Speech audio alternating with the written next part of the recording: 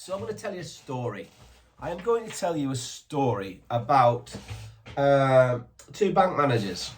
So I was NABA qualified bodybuilding PT, and I was working out at a gym called the Body Zone, Newcastle. I used to manage it. And I had quite an extensive client base at the time, which was great. And it wasn't just bodybuilders. It was people wanting to lose weight. It was office workers. It was business women, businessmen, all sorts of clients. But I was only 24, 25. I'd finished university. I'd done my PT course, and I was keen, and I loved it. And I loved sharing knowledge. So I'd go and train people for nothing. They'd come back and want to book with me properly. It was good. And these two bank managers, I can't remember which banks they worked at. Every lunchtime, they'd come in for an hour to train. So they had an hour and a half break. They were bank managers, they could. And I watched them over a 12-month period. Lovely guys, and they trained really hard. But they trained the same body part the same routine every time. So they come in on Monday, maybe do chest. So they'd start on the bench press that most people did, and then they move on to the pec deck, and then they move on to flies and things like that. And then they do back, and it'd be the same routine. And I'd watch them, and they do between 8 and 12 reps because hypertrophy was the best thing for muscle gaining. And they never changed. In the whole 12-month period I watched them, they never changed. Their physiques didn't really change much at all. They were lean, they kept lean, and they'd come in and they'd have the belts on and they'd have the gloves on and they'd all be kitted out. And they trained, I watched them, they trained hard. And they'd see my clients come in, and after like 3 or 4 months, transform.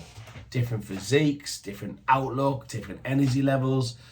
And one of them came over to us once, and I tried to suggest things to these guys, and they weren't interested. But after about a year, they came and said, "Mark, why aren't we getting the results you're getting with your clients?" And I said, "You're not progressively overloading the muscle." So what does that mean? I said, "You're not shocking the muscle. You're not changing up your routine at all. But we're training harder every time, and we have our little notebook, so we might put an extra 5 kilos on where we can and that. But so we are." Says, "No, you're not. You need to traumatize your muscle." And this is advice I'd give to anyone who's training. I see so many people doing the same routines every time. Some of them do the same routines, but they might do it in a different order. That's not changing it up. So you want to be changing it up every 3 to 4 weeks. No more than 4 weeks, change it up. If you've got a PT, suggest that to them, change your routine every 3 to 4 weeks. Good PTs will be doing that anyway for you. But you need to be constantly shocking the muscle. When you shock the muscle, you grow, you get leaner, you get stronger, you get faster. It's about shocking the muscle. So I would, for example, people don't often realize you have 4 growth pathways for muscle development. And most people concentrate on one of those pathways, which is hypertrophy, between 8 and 12 reps under duress. So the perfect sort of 10 reps would be by 7, you're starting to really hurt. 8 is killing. 9, you want to put the weight down. 10, you can literally get that and then you failed. You can't get another rep out. Perfect 10. That'll work brilliantly for anyone that hasn't been doing that. So if you change to that, you will develop quickly. After 3 to 4 weeks, your muscles will be ready for it. Yeah, bring it on, muscles. So you got to change. What do you change it to? Well, another growth pathway is what they call a cell volumizing growth pathway. And what that is where you get blood pumped into that muscle group, so it volumizes the area, and it really starts to swell the muscle, which stretches the muscle fascia because the pumps are intense, which allows the muscle to grow. It actually signals growth in the muscle. So the cell volumizing pathway, for example, would be for you to get, let's take an example, you're doing a bench. And in bench, I want 100 reps from you on bench press. So how do I get 100 reps? Most people would say, oh, I'll just use the bars 20 key. I'll just do that 100 times with a 20 key bar. What that is doing that 100 times with a 20 key bar. What I want from you is muscle duress. I want that muscle to be traumatized under 100 reps. So I get a bar where you can really start to feel it around 40 reps. You want some weights on there, so that might be a couple of 5 keys. Now I've got a 30 key bar, something about this now, depending on your strength. So you start and you basically concentrating on every single rep. You're squeezing at the top, you're coming down, you're stretching the pec at the bottom. So it's a really concentrated rep. way to do a bench press properly is from this position when you're lying on the bench, you're not pushing. Don't even think about pushing the bar up. What you're doing is you're squeezing your chest together, which will cause your arms to come up. So concentrate on squeezing that chest to cause the arm to come up. You do that, you've got a mind-muscle connection. You will absolutely love the results. 100 reps. So what I want to do is get a light enough weight where you concentrate on every single rep. So by 40, it's killing. 50, I'm in pain. I get to 60, I'm lucky. With 60, I want to then do what they call rest pause. So you can either lock out completely, takes a little bit of pressure off the chest, or put it down, rest. 3 seconds, let's go. Bang. Maybe you get another 10 out. Now you're on 70, but in bits. Rest, pause. 3-4 seconds. Maybe you need 5 seconds on this one. Get your spotter. Let's go. You might get 5 reps out. Oof, rest, pause. 4 seconds, 5 seconds. Let's go again. Let's get another 5. Ooh, I'm on 80 reps now. Wicked. This is now working. Listen, whap them 5s off, please. Okay, let's go. I can get 10 reps out without crying. I'm on 90 reps now. I've just got the bar. Let's get those last 10 reps out. Shout at me something. Let's go. Let's get 10, 9, 8. Let's go. There's 100 reps under duress. Your chest will be in absolute bits, but you may develop that. That might be that workout. You might want to do that again. You might want to do 3 sets of that. God help you. Good on you. Then you might want to just finish off with some light pec deck or crossovers or something like that. But there we go. That's your second way. But after 3 or 4 weeks, you'll get used to that. So let's move it up again. Another growth pathway is what they call a mechanical growth pathway. So you've just done high volume, high volume, high volume. Now we're going to go mechanical. Mechanical is more your strength. So with strength, we want to put a bit of weight on there. We want to smash it. Let's go back to chest. So now I've got 100 kg on my bench press, and I'm coming off after a nice little warm up. And what I'm doing now under strength training is I am tempoing it. So I'm coming down nice and slow. I'm taking my 4-5 seconds to come down here. Now I'm pausing. So I'm not bouncing it off the chest and coming up.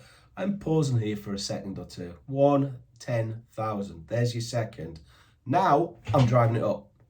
That has activated fast and slow twitch muscle fiber. That will activate about 70% more muscle tissue than by just going that. So it's about technique and it's about tempo. So if you can do that and get 4, 5, 6 reps out, perfect. Get 4, 5, 6 reps out and do things. So you might want to do incline bench, you want to do flat bench, you might want to do flies, you might want to do dips, weighted dips if you're strong. So play around with it and do 3 or 4, 5 sets per exercise. There's your mechanical pathway. But after 3 or 4 weeks, your body will be used to that. So what do you do next? Well, the 4th growth pathway is something called a lactic acid pathway. Lactic acid pathway is kind of interesting. In a lab over in, I think it was Santa Barbara, but forgive me. I was reading some research where they'd actually got some bodybuilders, and what they did is they'd actually injected lactic acid into certain muscle groups, for example biceps, and got the guys not to train biceps. And what they found is the biceps grew still without training, without that stimulus of ripping the muscle tissue. The lactic acid was signaling growth. Now lactic acid is that stuff that burns the muscle. It wants to make you fatigue and stop. It's that pain. That's the lactic acid. Now, most people who lift weights can't take the pain. That's factual. So they'll get to the, it hurts, and stop because it hurts. Your body's saying, it's hurting. Stop, for God's sake. The real guys who get that development, and these people who say it's your last few reps that count, I am in agreement with that, is it hurts, right, now we start. Let's get another 3 reps out, no matter what. Bang, 1, bang, 2, bang, get in. That's the growth time. Now, we want to be really getting into that lactic acid zone. There are a couple of training techniques that will allow that. So if we go down to, let's say on chest. So on chest, for example, we might have our 100 on there, for example, and we might bang out 10 brilliant reps and the lactic acid is kicking in. Right, whap 220s off. It's become lighter, but the lactic acid's there. So the next 10 reps is under lactic acid duress. Lockout, right, another 10 off. So we're now down to whatever, 40k. Bang out another failure in that lactic acid state. If it's triceps, a great technique with triceps would be get a rope, come out, you do 15 reps coming out to the side, yeah? Really, really, really controlled, come out really slow, squeeze at the bottom. Then you come in and do 15 reps from within. Just change the head of the triceps pressure, so you actually got more in the medial head. Then you come round and turn around and do the throw-ins with the tricep from behind you with the same rope, same machine, you haven't moved. You've now got lactic acid coursing through your triceps. The pain done right with the correct weight is absolutely insane, but so are the results. You've done your 3 or 4 weeks of that, your body's used to it. Now what do? Go back to hypertrophy. Let's start the process again. I have been around the weights, fitness, lifting environment. Literally, I lifted my first weight at 13. I joined my first gym. I only looked baby-faced at the time anyway, but I think I was 16, 15, 16, and they let me in. I was looking, there was a guy called Billy, I never know his second name, bodybuilder, older guy, Billy. He took me and my friends under his wing and showed us a few tricks and taught us a few things, and I was hooked. I wanted to get into it. Joined my first, worked in the first gym when I was 22, managed my first gym at 23, 24, 23 I think I was, and I've just been around it all my life. Trust me, you put a lot of time into the gym, so make it worthwhile, get results. This kind of process works. Mix it up. There's so many routines you can do, it's insane. But mix it up. Even if you do those 4 basic things there and you're mixing it up every 3 or 4 weeks and you keep changing it back, so you're back to hypertrophy, then back to volume, cell volumizing growth pathway, then onto mechanical again, then you're back onto lactic acid. Wow, there's nearly a year, there's 3/4 of a year probably in there. Your development is going to be off the chart. So think about the growth pathways and how you can use them efficiently to get gains that you want. You could have been training for years and years and years. Try this, get onto it this year. You will love it. You will absolutely love it. Good supplementation, good diet, plenty of rest. Smash it. Go for it, guys. Nice to speak to you. Bye-bye.